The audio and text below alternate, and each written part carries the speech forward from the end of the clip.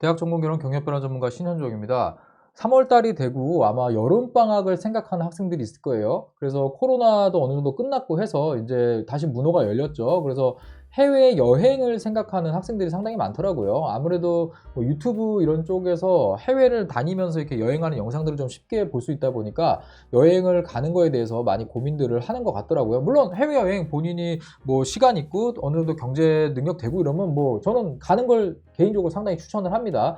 왜냐면 가서 내가 되게 한국에서 되게 좁았던 시야라던가 너무 이렇게 지엽적으로 생각했던 것들이 어느 순간 좀 한순간 이렇게 놓을 수 있는 기회가 사실 되거든요. 그래서 개인적으로 어떤 여태까지 생각해왔던 것들을 좀 다시 한번 돌아보게 되고 또 새로운 것들을 계속 접하면서 내가 평소에 사용하던 24시간이 아닌 24시간을 경험하게 되거든요. 그래서 해외여행은 상당히 긍정적이다라고 저는 이야기를 하는데, 자, 문제는 이게 이제 스펙이 되느냐 이거에 대해서 좀 질문을 하는 학생들이 있어요. 왜냐하면 이제 취업 준비를 하게 되면은요, 구직 활동을 하기 전에 본인이 그동안 이제 경험 내용들을 정리하는 거를 다 시키거든요. 물론 이거 안 시킨 데도 있는데, 저 같은 경우는 처음 취업 준비를 할 때 이 경험 내용을 정리를 시킵니다. 그래서 저는 이제 엑셀 파일을 하나 주고요, 여기에다가 다 정리를 해오라고 시키는데, 자, 일단은 해외에 관련된 글로벌 스펙이라고 우리가 하죠. 자, 글로벌 스펙 같은 경우는요, 일반적으로는 뭐 어학연수 우리가 이야기를 많이 하잖아요. 그래서 어학연수가 하나 있고,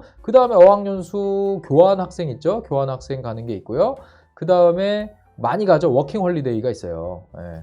자, 근데 이렇게 보면은 어학연수 교환학생 워킹 홀리데이 이거는 최소 어때요? 3개월에서 6개월 정도 꽤 이상 가는 거고요. 최대 한 2년까지도 가죠. 자, 이렇게 길게 설정이 되어 있는 거기 때문에 휴학을 반드시 좀 동반을 하고 가야 하는 상황이 있을 수 있습니다. 그런데 해외여행 같은 경우는 아무래도 이제 방학 기간을 이용해 가지고요, 이제 단기간 어디에 다녀오는 건데, 자, 이거를 해외여행 다녀왔던 거를 자기소개서에다가 쓰는 학생들이 은근 있어요. 자, 그런데 자기소개서 여기 쓸 때 뭐 장애사항을 극복하고 뭔가 자기가 창의적으로 문제를 해결했던 경험 써라. 자, 이런 항목들에 보통 해외여행 가서 뭐 쓰는 게 보통은 뭐 휴대폰 잊어버렸다, 스마트폰 잃어버려서 가서 아무것도 못했다, 뭐 소매치기 당했다, 뭐 이 정도 보통 쓰거든요. 뭐 분실물을 잃어버렸다, 또는 뭐 공항에서 짐이 뭐 다른 나라로 가갖고 고생했다.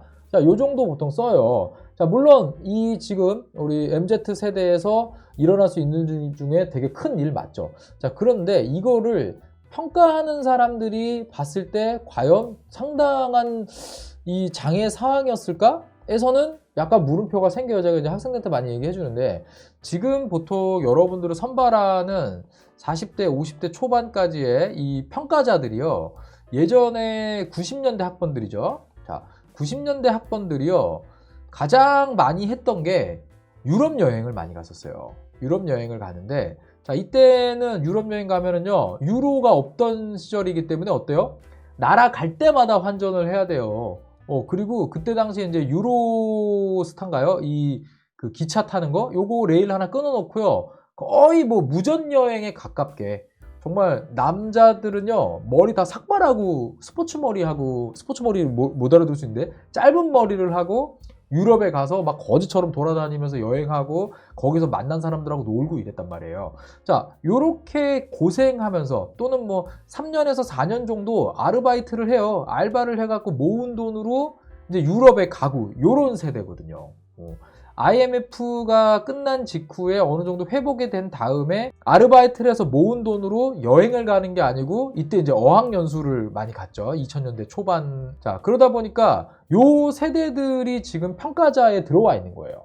그런데 요런 분들이 당시에 뭐 휴대폰이 어딨어요. 그냥 가가지고 유럽 가가지고 뭐 고생은 고생대로 하고요, 뭐 이러던 사람들이 글을 읽을 때 유럽에 갔는데 뭐 휴대폰 잊어버려서 돌아왔어요, 뭐 소매치기 당해서 힘들었어요, 이제 이런 얘기들을 하면은 공감을 못 해주더라고요. 제가 옆에서 보니까 이런 내용이 있으면 야, 나 땐 말이야 나와요. 저 듣기 싫은데 이거 얘기 막 나오면서 공감 전혀 못 해주더라고요. 면접 때도 이런 얘기를 하면은 듣고, 그 지원자가 나가면 근데 저거 뭐 해외여행 가고 그런 일 가지고 저거 힘들었다고 저러면 이거 뭐 이렇게 보통 이야기를 하거든요. 자, 그래서 해외여행을 그냥 단순하게 다녀온 거를 가지고 뭔가 취업 준비하는데 스펙이 될까? 라고 하면 저는 이거 안 된다고 얘기를 드려요. 물론 다른 사례도 있어요. 제가 해외여행을 갔다 온 사례 중에서 이 의류를 만드는 전공을 한 친구가 있습니다. 가정학과에서 이제 의상을 전공한 친구가 있었는데, 이 학생 같은 경우는 이제 이태리 쪽에 실제로 여행을 많이 가가지고요.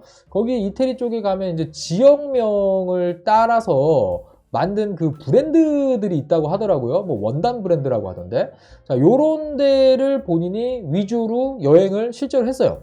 그래서 내가 이제 졸업 작품으로 어떤 수트를 만드는데 그 앞에 좀 활용하고 또 책에서만 배우던 이런 그 원단들 한번 보고 싶어서 좀 갔다 왔다. 자, 이런 식으로 이제 여행을 약간 어떤 의미를 부여해가지고 본인이 이제 미래 직업과 관련해서 얘기를 술술 풀었던 학생이 있었거든요. 이 친구 같은 경우는 당시에 이제 이랜드에 합격을 했었는데, 여행이 전공과 물려가지고 했던 케이스로서 잘 풀어서 한 사례도 있었거든요.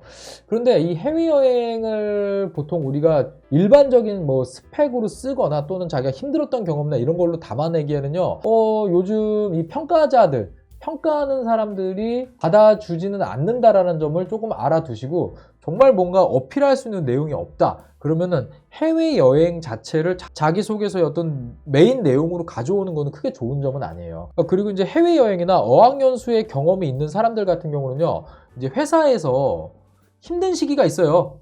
다니다 보면 뭐 좋을 때도 있고 힘들 때도 있잖아요. 자, 이때 본인이 막 힘든데 즐거웠던 때를 떠올리면 외국에 나갔던 게 제일 즐겁죠. 솔직한 얘기로. 뭐 여행하고 어학연수 가가지고 이 수업 듣고 이런 게 되게 릴렉스하고 좋잖아요. 해외에서. 자, 이런 본인이 약간의 예전에 좋았던 기억이 있다 보니까 회사에서 어떤 힘든 시기 때 그냥 퇴사를 하고, 나는 그때 되게 좋았기 때문에 다시 한번 내 어떤 힘도 좀 받고, 뭐 보통 이제 핑계가 있죠. 어학이라는 핑계가 있잖아요. 자, 요런 거 삼아가지고 다시 그냥 퇴사하고 가는 요런 사례들이 꽤 있다 보니까, 자, 이런 경험을 강조하는 지원자들에 대해서 높은 평가를 하지는 않아요. 물론 한 20년 전에 이렇게 해외에 나가기 어려웠을 때 자기 돈으로 해외여행을 갔다 왔대요.